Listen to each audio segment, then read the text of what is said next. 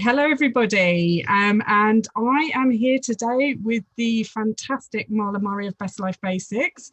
Um, Welcome, Marla. And Marla, we're going to be talking about why it is so important as a business owner to be fit and healthy as we're going through what we're going through at the moment.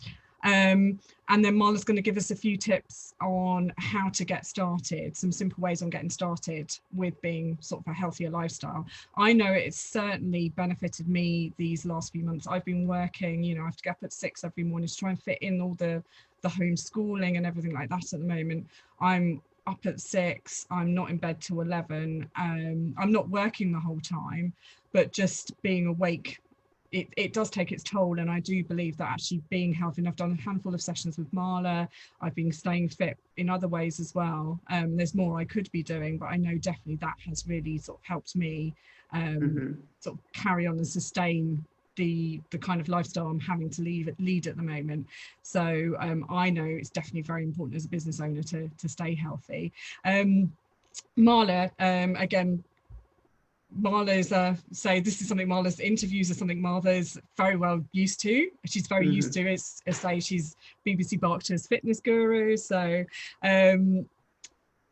just to kick off, it'd be great to have, if you can just tell us a few things about you aside from being BBC Berkshire's fitness guru. What else do you do? Okay. What else do you do? And then yes, it'd be good to hear some your views and thoughts on as a business owner, why we should be helpful, why we should be healthy, and how we can go about doing that. Yeah, okay, sure. Thanks for the opportunity for having me on in your group. You're very welcome. Yeah, so I own a gym in Bracknell, really a ladies' gym in Bracknell, and we focus a lot on women in 40s plus. Most of my clients are women in 40s plus. And we focus a lot on, just staying young, I guess. I'm just going to jump in here. I'm just going to jump in here and say, Marla, you're 58 next month. And, you're an inspiration to me. I'm just like, you wouldn't know. There's almost 2 decades between us. And just to look at us, I just think it's just fantastic. You're massive inspiration. Sure. So, yeah. Yeah. Well, thanks for that. And yeah, I mean, obviously nutrition, but I think a really big part of that is being active. Being, making sure you could get on the floor and get up with ease without all the aches and pains that, whether we believe it or not, they start to set in, at around 40. Something happens at 40 and you fall off a cliff if you're not careful. Yeah. You have to be intentional about staying well, staying healthy, staying fit, and you have to do some things, to make sure that happens. Yeah, so that's what the gym focuses a lot on. Of course, now we're virtual because of the situation we're in.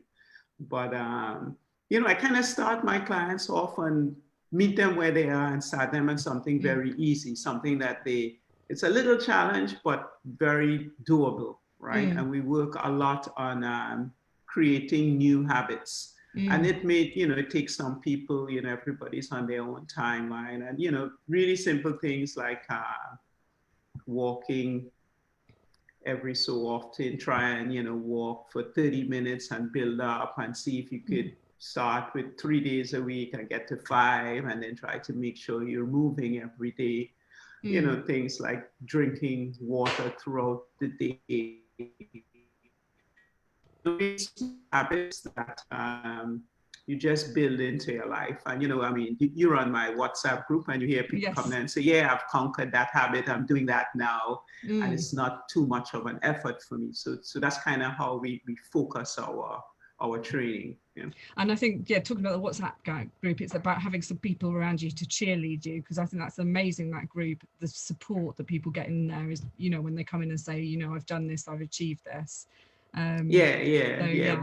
We put in a lot of time into building the community so people can talk about what they're struggling with and talk about their successes, their wins, and we cheer each other on, right? So somebody said, that she's doing intermittent fasting now and drinking water and training a couple, I think it was 4 or 5 times a week, that was like, wow, but she probably didn't start overnight, right? Yeah, but no, it didn't start like that, right? Yeah. So it was, start with sort of gentle exercise, and that's where she got to. The 2 days a week, and I mean, of course, I'm in there all the time. My job is to nag, so I'm in there all the time.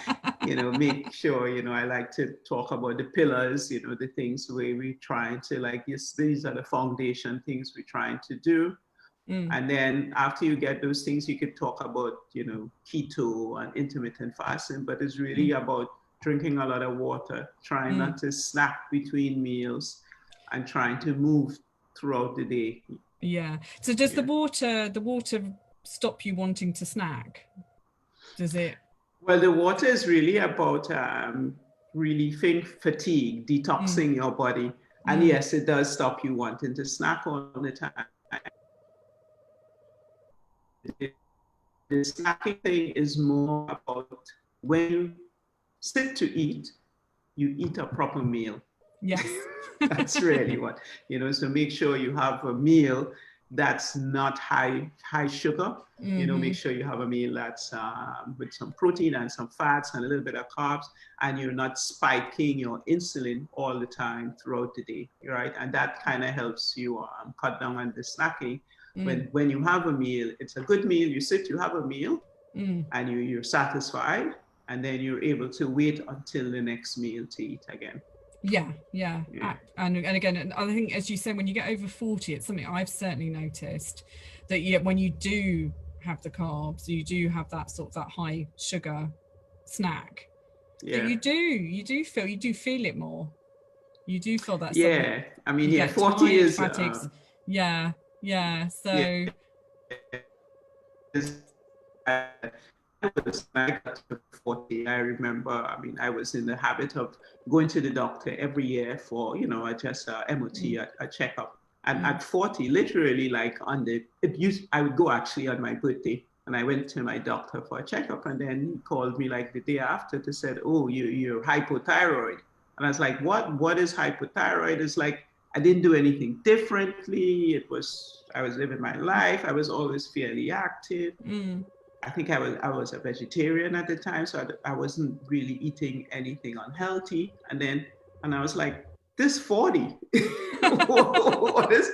This is where you drop off the cliff, don't you? Yeah. In terms of right. Yeah. So you do have to start being really intentional about, your activity and your nutrition, and paying attention to,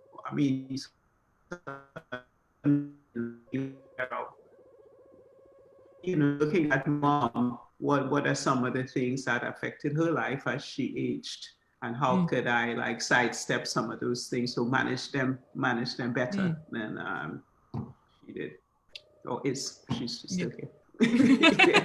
Yeah. So she's not doing too badly. Yeah, she's not. She's still here. She's doing very well. But no, I know what you mean. It's sort of seeing how they've lived and what they've done, and use them, take the good things that they've done, but also look at, okay, what can I do differently that means that my health, and that I'm actually more active and healthier than the generation before. Setting that example to your children as well, I think, is important. So as you say, it's in terms of a business owner, staying healthy is important, because again, we're all probably working longer hours, and we're working more if we're in the situation where we're having to keep our businesses going and we've got children at home. But yeah, it's, as you say, it's if you're not already practicing healthy habits at the moment, as you say, it's quite easy there are easy ways of bringing a more healthy lifestyle into your healthy habits into your lifestyle. Like you say, it's just start by walking sort of for 15-30 minutes a day, a few days a week, and then just build that up. Just get into the habit of drinking more, and so you're snacking less during the day. And I think that brings us nicely to a challenge that you're actually running for charity, which I think will help a lot of business owners. If you are quite sedentary at the moment, I think this is a fantastic challenge to be able to actually get you up and walking, and in a good shape for dare I mention the C word? The C word for Christmas. Christmas. The year seems to be flying past, so it'll be Christmas before we know it. So yeah, just tell me a bit more about that challenge. Yeah. Right. So I put together this challenge. It's called the Million Step Challenge, but the intention is not that you go out and walk a million steps right away. Right. So the challenge would be over a 3-month period, starting the 1st of August to the 31st of October. So we kind of like at the back end of the summer. You know, normally people would be coming back from vacation around that time, but not the case this year. But you're sort of the back end of the summer. It's a special year. Yeah, right. And it sets you up really nicely for the year. And because if you get into these good habits, you're probably able to maintain it through to the end of the year, right? So it's the Million Step Challenge. And the idea is that you walk just over 10,000 steps a day for that period of time. Of course, some people would be able because they're walkers, very active. But if you're somebody who's pretty sedentary, coming off of the sofa, the real point of the challenge is to get you moving, right? So to get you to attempt 5,000 steps. 5,000 steps is really, you'd probably do half of them in the house and then you go out for a 30-minute walk. Assuming you're not like my husband and you literally sit at your desk all day. Yeah. But if you're not doing that, right, you would do like half of them in the house and, you'd go out in the evening or in the morning, whatever fits your schedule for like a 30-minute walk and you'd get to 5,000 steps, right? So if you're, if you're a 10,000 step person, then you have to, for most of us, that requires us to purposely go for a longer walk. But some people that's their life, they do that all the time, right? I think if you've got dogs and things like that, and energetic dogs, you'll be doing those fairly long walks morning and evening. Yeah, I mean, if you own a dog, you're probably covering 10,000 steps a day anyway, right? So that's the idea of the challenge too, is that there is this concept called the active couch potato. And I think I may qualify as an active couch potato, right? Yes. In that I do get quite possibly me too. The required amount of exercise. Yeah, right? So you exercise. It's not like you don't exercise. But then the rest of the day, you kind of pretty still. You sit at your desk or you help your kids out, and you're not moving much, right? So the real idea is that you would move a bit more to get the steps done, right? I could go for 10 minutes. I don't need to, it doesn't need to be half an hour. Yeah. And I could do 10 minutes when I'm closing up, right? Or after dinner, before dinner, something like that. So the idea is to get people to be more active as opposed to, but we have some overachievers who's going to be like, I'm doing 1 million steps in one weekend. You'd have some people like that, but the idea is that you stretch it out over that period. What is 1 million steps? Is it in miles? Because I know we've done 80 miles in 2 days. Yeah, 1 million steps is a lot. It's a whole lot. It's a whole lot, but some people would want to finish before the 31st of October and all that craziness. Not necessary, but if that's you, then fine. Oh, so brilliant. Yeah, because it's all about raising money for charities. So how you do it's not important at the end of the day. It's that you're doing it. Yeah, it's that you're doing it. We do have some charities on the website that we encourage you to, read their mission and choose which one you would like to support. So we do have that on the website. And which charities are they? When you register.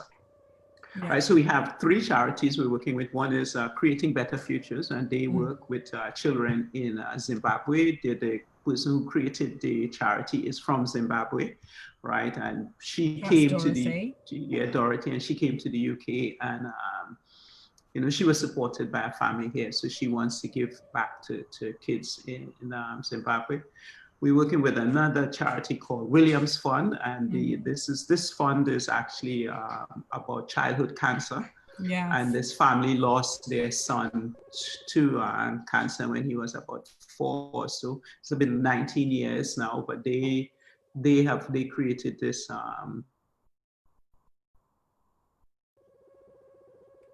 basically working with researchers at Oxford University.